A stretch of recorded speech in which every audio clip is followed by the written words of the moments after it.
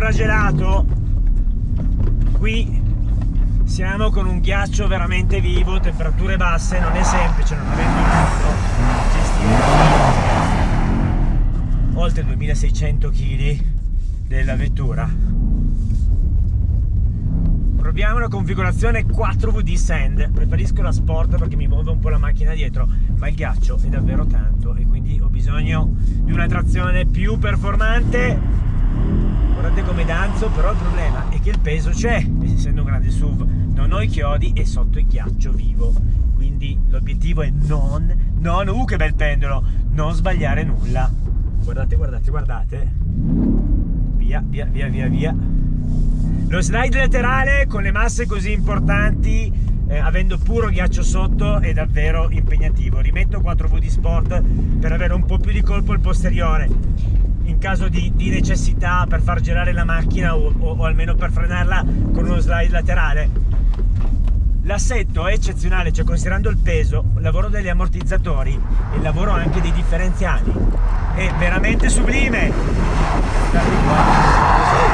Guardate, guardate, è chiaro che avremo bisogno con qualunque autovettura di un grandissimo chiodo qua sotto e in questo caso non l'abbiamo e il peso sicuramente non è di aiuto, compensato però da tanta tecnologia, barra antirollio attive, asse posteriore sterzante, quindi c'è tanta tecnologia che di fatto ci aiuta in queste condizioni e anche l'asse posteriore sterzante è assolutamente molto comunicativo nell'intervento, che è uno degli aspetti più delicati delle vetture che montano asse posteriori sterzanti, specie in queste condizioni, quando mando in crisi con i continui cambi di direzione, i pendoli e il tentativo di trovare grip, mando in crisi completamente la dinamica dell'asse del sistema. Invece si comporta molto bene.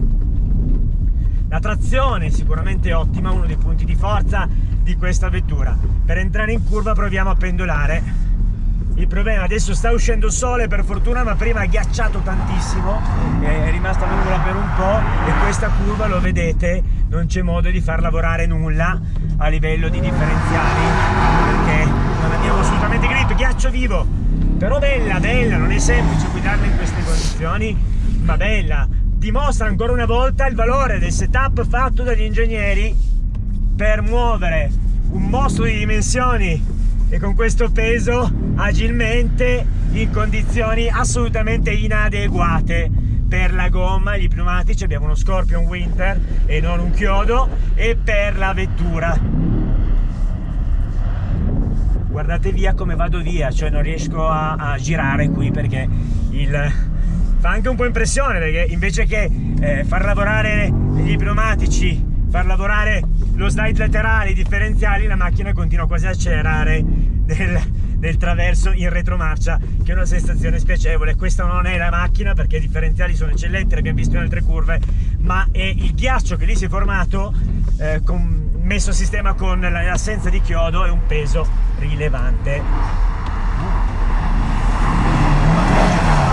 Questo mi fa molto piacere, bravi in BMW per il lavoro fatto. Guardate qua lo slide, lo faccio piano per evitare appunto l'effetto di prima, ma